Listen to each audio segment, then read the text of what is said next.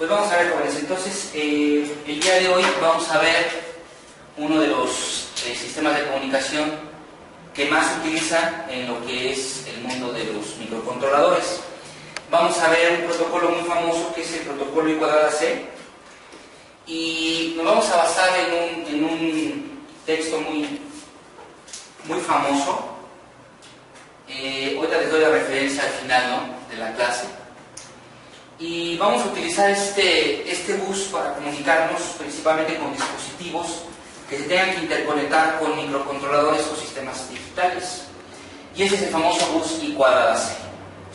Ese bus I²C, les puedo comentar que fue un bus que fue desarrollado por Philips, principalmente en la búsqueda de una solución para comunicar particularmente las memorias que contenían los programas en los equipos de televisión, en los equipos de audio, con su sistema de control. Este bus I²C es un bus que se caracteriza porque tiene dos líneas solamente para generar sus comunicaciones. Ustedes recuerdan que cuando vimos el bus RS232, observamos que el bus RS232 tiene dos terminales, ¿no? Si se acuerdan. ¿Cuáles eran esas terminales? RX y TX, que correspondían a la transmisión y a la recepción de la comunicación en cada una de sus líneas. La diferencia que hay con el bus I²C en comparación al RS232 es que el RS232 es una comunicación asincrónica, es decir, el propio tiempo de latencia de cada uno de sus bits marca la frecuencia de trabajo.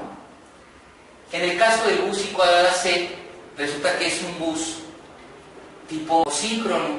Entonces el RS232 es asíncrono y el I²C es síncrono. ¿Qué quiere decir que un bus sea síncrono o asíncrono? Bueno, el hecho de que un bus de comunicaciones sea asíncrono hace referencia al hecho de que no necesito tener en el bus una línea que lleve el reloj o el pulso que genera la cadencia de los pulsos, de la información, de los bits.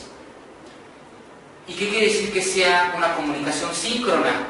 Bueno, quiere decir que te va a demandar de que tengas en el bus de datos una línea dedicada al reloj de las comunicaciones, donde en cada una de los pulsos o de los flancos de un reloj, las comunicaciones se van a poder transmitir.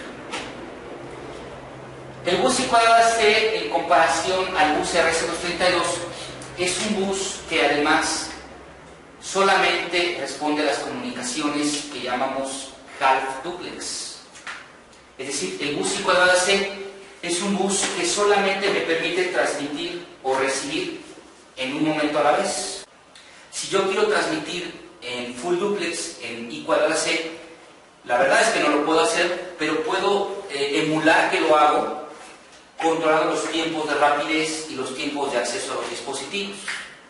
Pero en realidad quiero que quede claro, el bus I²C no es un bus de comunicaciones full duplex, es half duplex. Y bueno, vamos a ver algunas cuestiones importantes con este bus. Vamos a ver, como les comentaba, que el bus, bueno, pues fue desarrollado por la empresa Philips, y particularmente este bus I²C lo vamos a utilizar muchísimo en proyectos que necesitan interconectar dispositivos electrónicos como memorias, como temporizadores, como relojes de tiempo real, como convertidores analógicos digitales, en algunos casos algunas pantallas o periféricos, como también podrían ser los convertidores analógicos o digitales. Incluso nosotros también podemos hacer nuestros propios protocolos y nuestros propios circuitos para que se entiendan en un lenguaje I²C. Todos los dispositivos que se controlan con I²C, la verdad es que en su interior tienen un pequeño sistema de control que acopla las comunicaciones. Más adelante vamos a ver que, por ejemplo, una memoria EEPROM o una memoria RAM que se conecte al puerto bus serie I²C, en realidad en su interior no solo tiene la máscara o la mascarilla de silicio, germano o del semiconductor para la memoria, sino que también tiene un sistema de control que puede ser hecho otro pequeño micro u otro pequeño dispositivo que pueda controlar las comunicaciones. Por eso también otra cosa que van a ver es que algunos dispositivos I²C son más costosos. Por ejemplo, ustedes pueden comprar un dispositivo, un termómetro digital, y un termómetro digital te andará costando por ahí de los 200, 250. Cuando tú dices, oye, pues yo puedo comprar otro dispositivo que también sea un sensor y me sale muy barato. Sí, nada más que el sensor digital de entrada te entrega los datos digitalmente, tiene todo el protocolo interno, hardware, y también, pues de alguna manera, algunos software, para que te entregue ya la información en digital bien bonito, un byte, el valor, la parte entera, y otro byte la parte decimal. Y ya tú nada más lo recuperas en tu micro y ya tienes la cantidad, ¿no? Diferente a lo que sucede con un sensor de tipo resistivo, donde debe llevar un acondicionador de señal, y en algunos casos pues ese acondicionador puede ser muy complicado porque puede llevar desde un puente de Winston hasta amplificadores operacionales que acoplen las señales, ¿no? Entonces se vuelve un poquito más laborioso el tratado. El bus I²C entonces, bueno, pues va a permitir la implementación de esas interfaces. También manejan algunas tasas de velocidades, incluso van arriba de los 100 kilobits. Y vamos a ver que eso depende también de nuestro proyecto, ¿no? Bueno, nosotros para implementar este bus, pues requerimos de algunas cosas en particular. Bueno, pensaríamos que este bus tiene 2 hilos y que pues nada más debería de llevar los datos y el reloj. Miren, de hecho así es, pero la bibliografía nos dice algunas cosas. Por ejemplo, que hay criterios en los cuales nos basamos para fundamentar el bus. Y fíjense que yo les quiero decir algo así como vimos las comunicaciones RC232.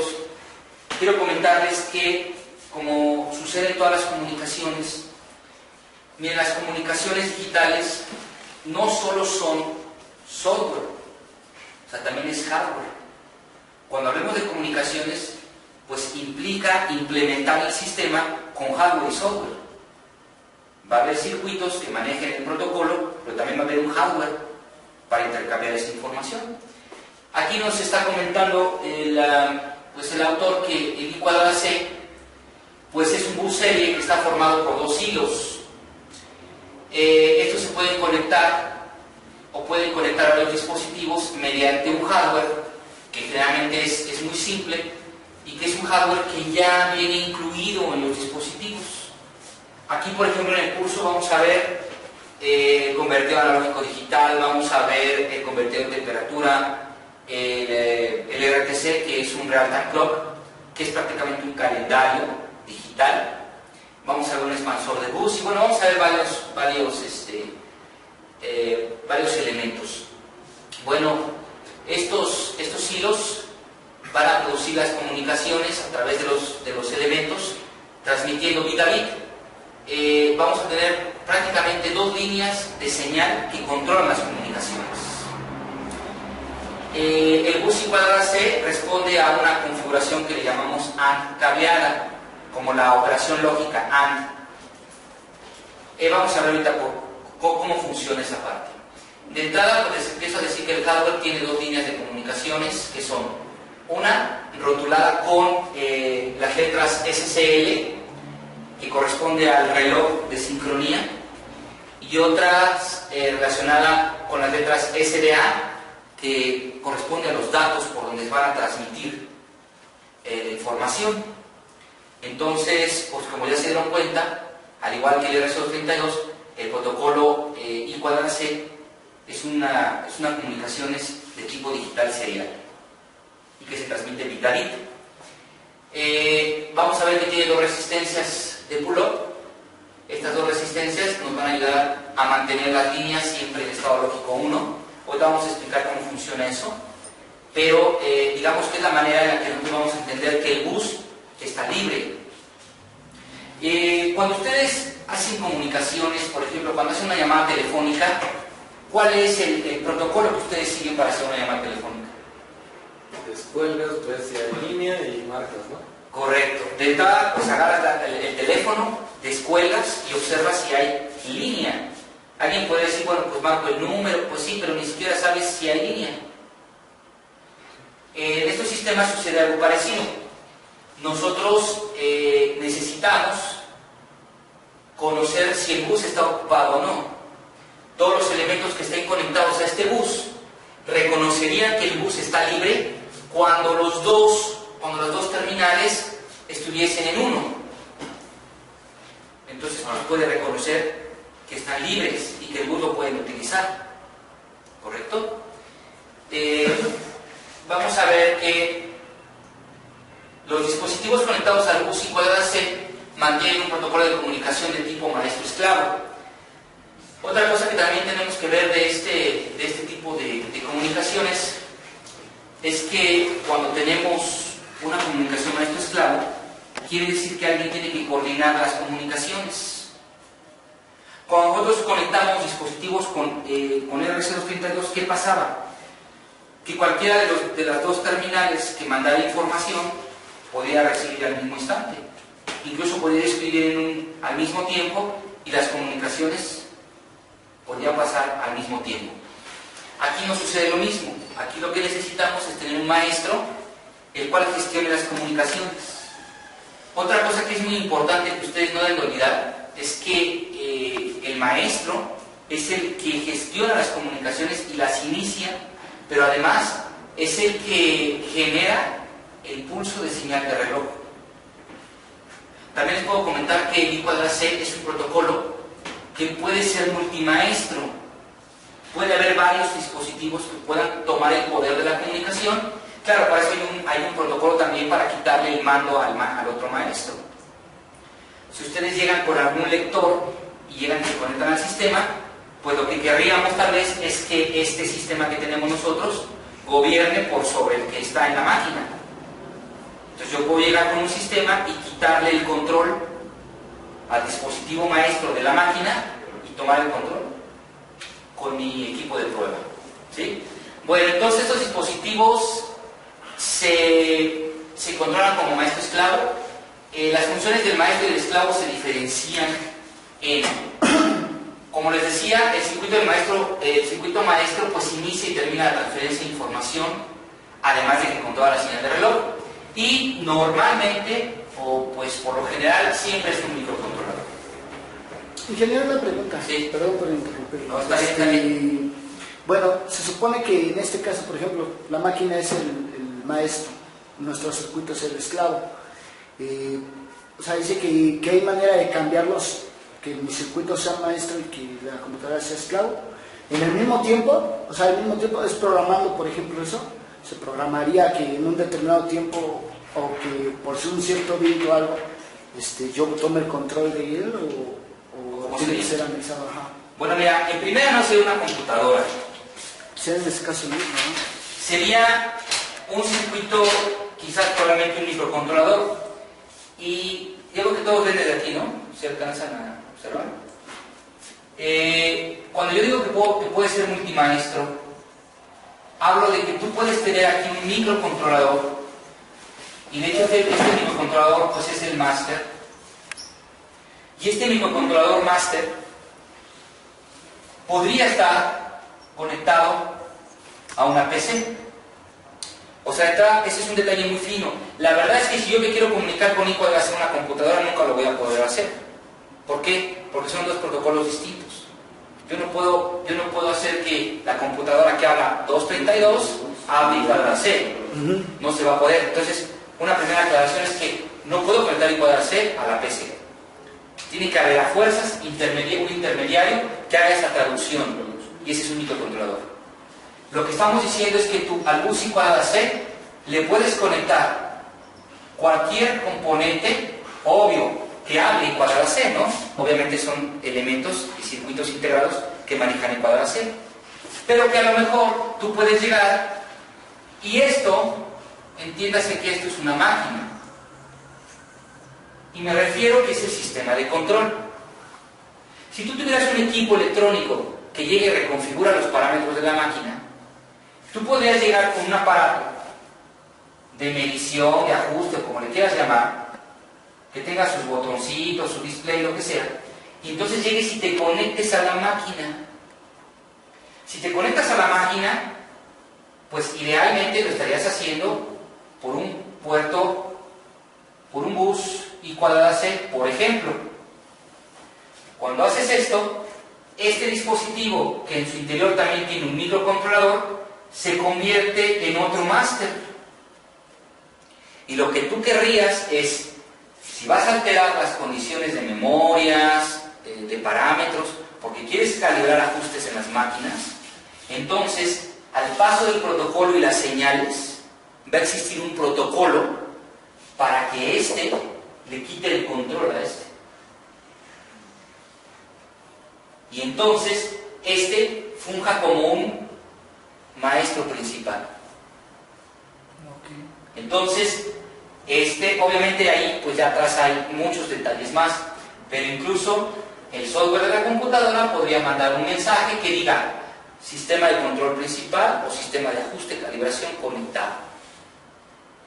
Entonces, primer detalle, el I²C no se conecta al 232 de manera directa. Primero. Y segunda, al decir que podemos tener varios maestros, no quiere decir que sea a la vez.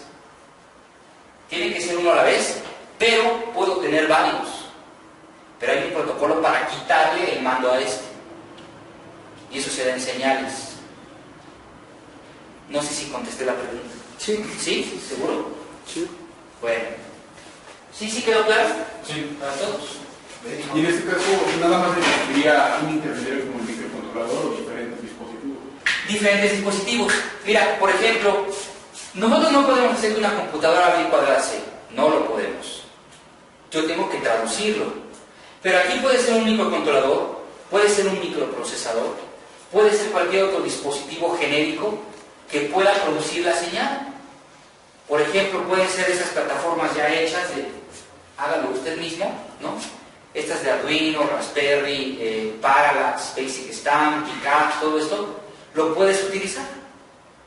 Lo que necesitas para comunicarte con dispositivos I²C, que es, pues nada más que hables el idioma. Ahorita vamos a ver cuál es el protocolo. Es un protocolo que se maneja por flancos. También tiene un bit de paro, tiene un bit de arranque, tiene un protocolo, tiene direccionamientos, tiene todo lo que tiene un sistema de comunicaciones convencional. Como decíamos ahorita, cuando descuelgas un teléfono, pues lo que haces, como dice Eduardo, bueno, primero me fijo que haya ¿qué? Línea. O sea, necesito primero ver que esté, que yo pueda generar una llamada. Y después ya podré yo marcar un número que no es otra cosa más que un identificador del dispositivo con quien yo me quiero conectar. Lo mismo sucede en todas las demás comunicaciones. ¿Sí? ¿Sí quedó claro, Miguel? Sí. ¿Sí? Sí. Ingel, por ejemplo, bueno, nos habla que tienen una parte de control, ¿no? Cada dispositivo que se hace. Así es. Pero, por ejemplo, anteriormente hemos estado trabajando con el 84 y simulamos o emulamos la comunicación RS232 a pesar de que el 84 no tiene un puerto UA. Así es. ¿Se puede hacer también con el I²C? Sí, claro. Sería una locura, supongo, pero sí estaría algo largo, pero se puede. Se puede emular el protocolo. Claro, y de hecho lo hacemos. Okay. Sí, pero en el F84 no trae una unidad de comunicaciones sincrónicas, pero tú la vas a hacer. ¿Cómo? Pues generando los pulsos y los tiempos y los niveles para que él controle y se entienda con todos los demás. De hecho, una práctica muy interesante, bueno, que no la hacemos aquí por el tiempo, pero que la hemos llegado a hacer en un curso de comunicaciones digitales, es hacer un pequeño router que el microcontrolador identifique y sirva de enrutamiento para quienes se quieran comunicar entre ellos. El I²C nos podría servir para hacer, y de hecho así es, una red de dispositivos digitales entre sí, porque se conectan al mismo bus. No me quiero meter en la parte de Internet porque no es ni el tema, pero contestando a lo que dijo Eduardo, sucede exactamente lo mismo que sucede en una red LAN, donde hay un solo bus, una sola dirección IP, y todos los hosts se conectan a ese router y él les asigna una dirección. Entonces esto es casi parecido, no con esa envergadura que tiene el Internet, pero es prácticamente la misma idea. Cada dispositivo de estos jóvenes tiene una dirección. Ahorita lo vamos a ir viendo, pero contestando lo que tú me dices, vamos a programar el microcontrolador con el protocolo para que él hable el idioma. ¿Y qué crees? Que también va a hablar 232. Le vas a enseñar a hablar. Le vas a hablar los dos idiomas. Entonces, por eso el microcontrolador es un dispositivo muy versátil, porque es el traductor. O sea, él puede hablar I cuadrada 6, puede hablar 232, y con esos dos idiomas usted se comunica por radio, se comunica por cableado, con cualquier dispositivo. ¿Sí? ¿Sí quedó? ¿Sí contesté? Sí. Sí. Bueno, fíjense, las líneas de datos, bueno, pues es bidireccional, es decir, tanto el maestro como los esclavos pueden actuar como transmisores o receptores de datos, dependiendo la función del dispositivo. Fíjense, hay dispositivos que solamente puedo leer, ¿no?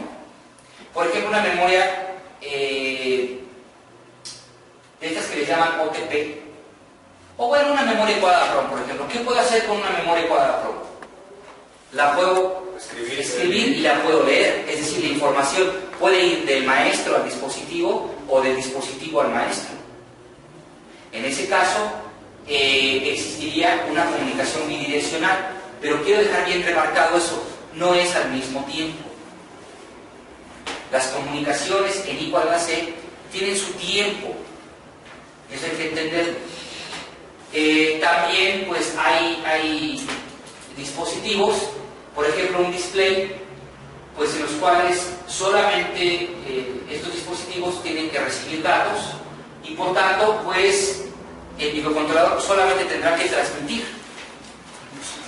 Si quisiéramos leer un display, ya vamos a ver más adelante en todas las sesiones de cómo configuramos una pantalla gráfica y una pantalla LCD, que las pantallas tienen su propia memoria y tienen varias cosas ahí, también su sistema de control y todo, pero generalmente las LCDs nada más las escribimos. También las podemos leer, pero no es el tema. Particularmente un LCD, por lo menos hasta esta clase, nada más las escribimos. ¿Correcto? Ahora tenemos entonces las dos señales.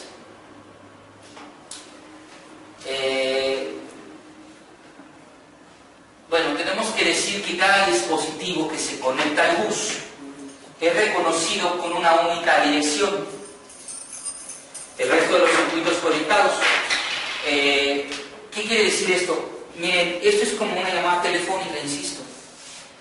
Cada uno de estos dispositivos, por decir algo, si yo tuviera aquí un sensor de temperatura y tuviera a lo mejor una memoria, cada uno de los dispositivos que se conectan al bus I cuadrada C resulta tener una identificación. Porque si todas las comunicaciones están pasando por el mismo bus, ¿cómo sabrían los dispositivos quién está direccionado? Les puedo ir adelantando entonces que cada uno de estos dispositivos va a tener un identificador. Y les puedo decir que este identificador es un identificador que tiene 3 bits que pueden ser configurables por ti y 4 que son fijos por el fabricante. ¿Y cómo está esta metodología? Bueno, lo vamos a ir viendo en el texto, ¿no? Pero le estoy dando la introducción. Cuando yo me quiero dirigir a uno de los elementos y ya entendemos que cada uno tiene una dirección, ¿para qué es que el fabricante me deja 3 líneas? Que por cierto es la A0, la A1 y la A2, para que yo haga una selección. Bueno, déjame decirte que el bus I cuadrada C tiene otra gran ventaja, que te permite conectar hasta 8 dispositivos de la misma clase. Por ejemplo, podrías tener hasta 8 sensores de temperatura conectados a luz. Uno puede estar en la caldera, otro puede estar en, no sé, un horno, otro puede estar donde tú quieras, todos controlados en paralelo en el mismo bus. Pero para eso entonces yo necesito 3 bits, que por cierto, pues si tengo 2 a la 3, pues esto es igual a 8. Por eso es que voy a poder aquí tener desde la dirección 0, 0, 0 hasta la dirección 1, 1, 1, que equivalen a 8 dispositivos. Ya vamos a ver más adelante que cada dispositivo en particular, el fabricante te dice cuál es su dirección fija. Por poner algo, no es el caso, pero a lo mejor este sensor de temperatura tiene el 1010 y el fabricante te dice que esa es su dirección fija. Si tú tienes 2 o 3 de estos sensores, tú a tu gusto tendrás que poner con hardware estos bits o estos pines a tierra o a demás. Y ya después vamos a ver más adelante cuál es el protocolo para comunicarme y poder dirigirme al sensor 2 o al sensor 3 o al sensor 4. Entonces el microcontrolador puede recibir una señal de la PC, que ya ustedes vieron que puede ser una A, una B, y el micro interprete que la A es que vaya a leer la temperatura del sensor 0. Si le mando la B, entonces el micro va y ¿qué hace? Lee al sensor 2. B toma, se comunica con él, le pide sus valores, los manda a la computadora y una vez están en la computadora, pues tú ya haces lo que quieras.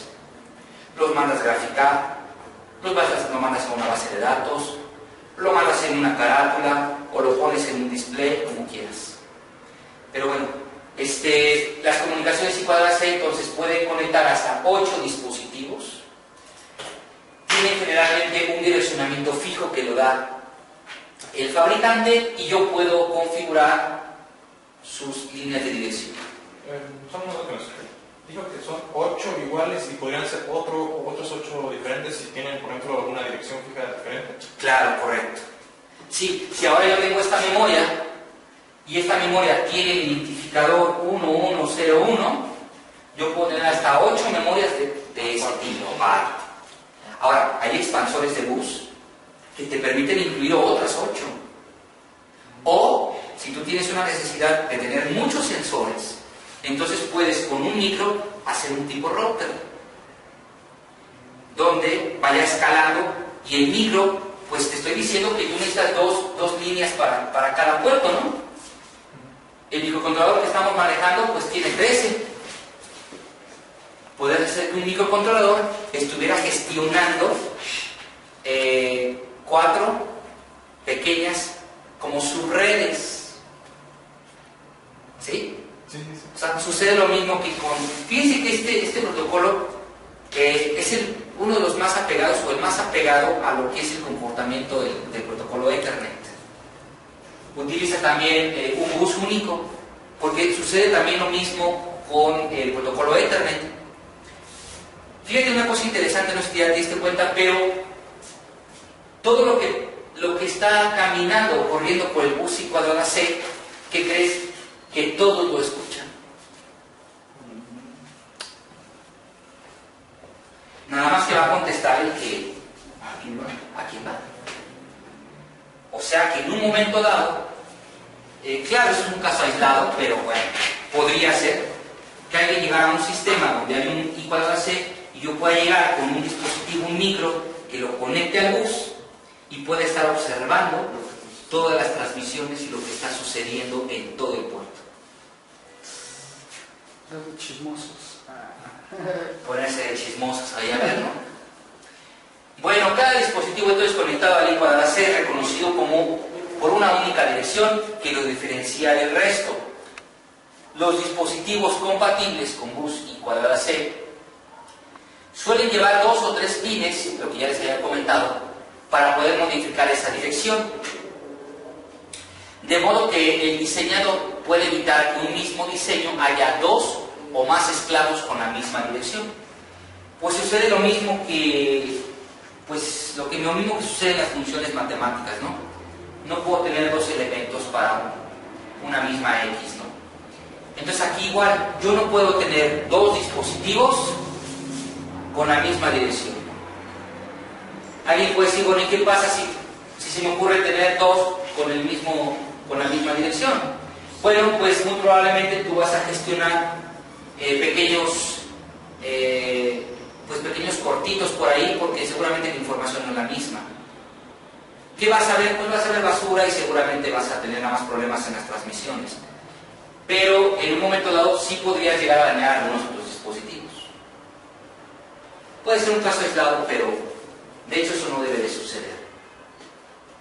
Bueno, también el bus I²C puede ser multimaster, eso ya lo comentamos. Eso significa que puede soportar más de un dispositivo capaz de controlar el bus. Los sistemas más comunes están construidos por un solo microcontrolador maestro. O sea que generalmente pues no vamos a tener necesidad de hacer eso, ¿no? A salvedad de que se desarrolle un sistema propio y nosotros hagamos un tipo escáner, por ejemplo, ¿no? Como los autos. Los autos tienen un protocolo tipo CAN, ¿no? Que también es un bus CAN de comunicaciones. Cuando ustedes llegan y lo conectan y conectan el escáner al bus, lo que están haciendo es que es un sistema digital que entra en comunicación con la computadora en un programa especial y la computadora le arroja los valores del sistema de sensores y de toda la mecánica del automóvil. Es prácticamente lo mismo, ¿no? Bueno, quiero hablarles ahora del hardware. El hardware es muy importante, no me voy a meter a fondo en la arquitectura interna porque además no tendría sentido. No los van a reparar, nunca van a ver el componente y lo van a reparar. Y menos lo van a cambiar. Bueno, el hardware de I²C se basa en la AND cableada. Recordarán que la AND, ¿cómo funciona? Pues solamente da un 1 a la salida si tiene 2 unos en la entrada. Correcto, es decir, con cualquier cero, hay 0 a la salida. Bueno, las etapas de salida de los dispositivos conectados al bus deben de ser drenador abierto o colector abierto para poder realizar la función AND cableada. Creo que quedó claro a lo que nos referimos con el AND cableada en el concepto del colector abierto o drenador abierto, ¿no? ¿Sí recuerdan ese concepto? Pues, bueno, esa cuestión, ¿no? Del transistor interno que tiene aquí. Ajá. Que vendría siendo este. Entonces solamente, supongo que las entradas serían pues ya sea aquí el gate o la base y el colector, ¿no? Que solamente al tener 2 unos ahí tendríamos un 1. Mira, sí, la idea es buena y sí es así. El principio de la AND cableada o del colector abierto se basa en pensar en esta idea, ¿no? Si yo tuviera un transistor y ese transistor, pues a lo mejor yo lo quisiera trabajar única y exclusivamente como un simple switch, sin meternos mucho en esta parte, pues yo sé que aquí en la base debe de haber un voltaje que pueda hacerle pasar una corriente de base al transistor y ese transistor se pueda poner en saturación en corte y pueda generar la conmutación. Si yo pusiera una carga, de alguna manera en una configuración más o menos así, por ejemplo, y yo tuviera aquí un relevador o tuviera una carga aquí, no voy a poner todo el diagrama, pero bueno, si yo tuviera aquí un relevador, bajo esta condición, pues yo no lo podría poner a trabajar. ¿Por qué? Porque en la parte de arriba no tengo quien lo alimente. A esto le llamamos colector abierto. Y es una configuración que los dispositivos utilizan para asegurar que solamente en polarización positiva puedan trabajar. Por eso es que ustedes ven que aquí tengo resistencias de pull-up que van a ver más, que están ionizando o están polarizando a estos transistores. La idea es muy interesante y además es muy buena porque resulta que cada uno de los dispositivos, bueno, ya traen ese hardware también acondicionado y vamos a verificar cómo trabajan. Fíjense, las líneas de datos y de reloj están conectadas a una tensión positiva de alimentación a través de unas resistencias de pull-up. Estas resistencias de pull-up, pues por cierto, por lo general son de 4.7K.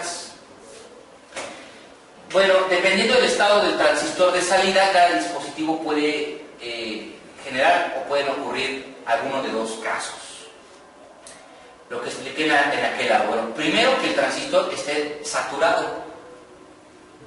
Al estar ese transistor saturado, bueno, pues llevará a nivel bajo la línea correspondiente, que es independiente al estado de los transistores, y con esto podemos decir que el bus está ocupado a un nivel bajo.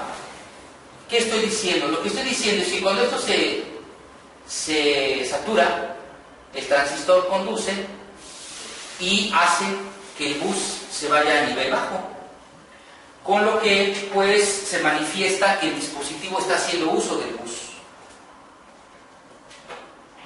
Y puede pasar el otro caso, ¿no? Que el transistor esté en corte, es decir, en alta impedancia, con lo cual el estado de la línea depende de los otros transistores. ¿Cuáles otros? Pues de los otros dispositivos. Si tienes un sensor, pues dependerá de ese sensor o dependerá del convertidor analógico digital. Y por tanto, bueno, pues el bus estaría libre.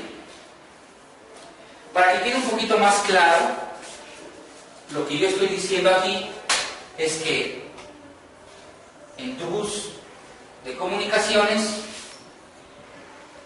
si tienes dos dispositivos, si alguno de los transistores que está en su interior se satura o se corta, va a hacer que las líneas del bus se vayan a 1 o se vayan a 0. Se vayan a 0 porque conmutan a tierra, y se vayan a 1 porque ya tienen resistencias de pull-up. Al estar en alta impedancia, el único efecto que tiene aquí pues es el de las resistencias pull-up. En conclusión, y para ser más claro, todos los dispositivos trabajan con un colector abierto, que es el que les va a permitir poner en 0, más bien es en 0 porque el 1 lo pone las resistencias, y con eso estarían ocupando el bus. Entonces, el que determina cuando el bus está ocupado o está libre. ¿Cómo? Es el que determina cuando el bus, bueno, la línea está ocupada o está libre, ¿no? Para poderse conectar. Bueno, no necesariamente, porque mira, cuando aquí tengo yo un maestro, no hay que olvidar, y lo acabamos de decir, que el maestro es el que gestiona las comunicaciones. Este maestro es el que está generando los pulsitos de reloj, y en dado caso quien generaría el protocolo. Aquí, pues bueno, no voy a poner así pulsitos, yo pondré aquí un protocolo, porque no nada más son aventar pulsitos, está estructurada la trama, y por eso la voy a explicar ahorita. Si el maestro se comunica con este dispositivo debería de mandar un bit que le llamamos de acknowledge, para decirle al maestro que sí escuchó y que va a regresar la comunicación. ¿Sí? Entonces, bueno, es un caso ahí especial con este bus, ¿no? Un pequeño eco. Un eco. Fíjate que sí puede ser como un eco.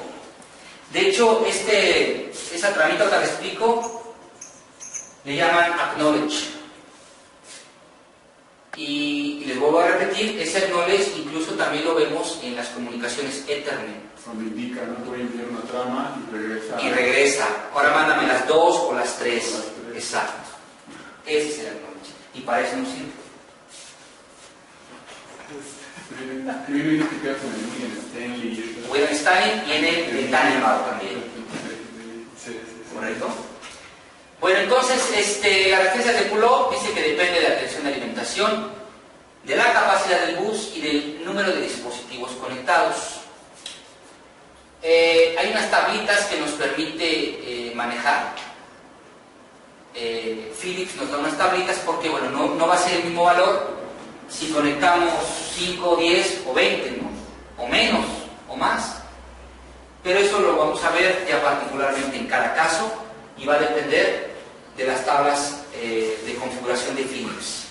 Yo les puedo decir que nunca he visto aquí a alguien que ponga 8 sensores, 8 convertidores o 8 de todos los tipos. La verdad es que no te los acabas, o sea.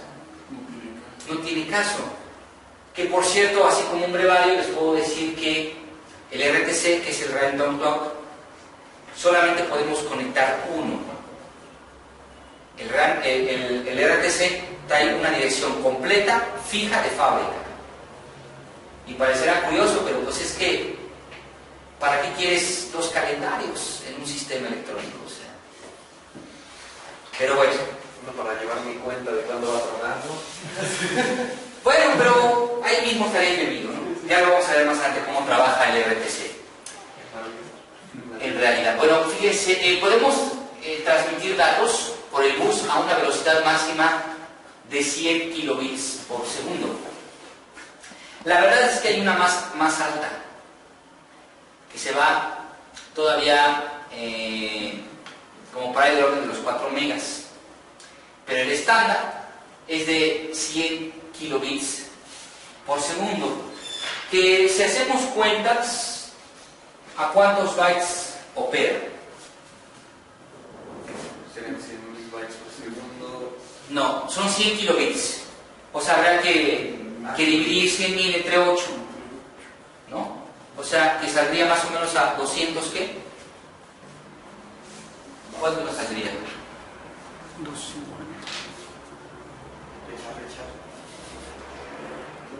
250. ¿No? Bueno, y vamos a ver que también el número de dispositivos conectados al bus estará limitado con una capacidad máxima de 400 picofaradios, que es la propiedad de capacitancia que debería de tener ese bus en comunicaciones. Bueno, yo creo que ahora, una vez dando un antecedente de lo que es el bus, haciendo un resumen antes de empezar a hablar del protocolo, entonces resumiríamos diciendo: el bus I²C es un bus que utiliza 2 hilos, es un bus que es unidireccional o de tipo half duplex, es multimaestro y sus dispositivos traen un direccionamiento fijo de 4 bits y uno configurable de 3 bits. Les puedo decir que esto también ya no es del todo cierto. Ya hay dispositivos que traen un direccionamiento de 10 bits y son muy especiales, pero ya los hay. O sea, ya existe uno con mayor capacidad de direccionamiento. Utiliza la configuración de capeada y requiere resistencias de pull-up para su configuración.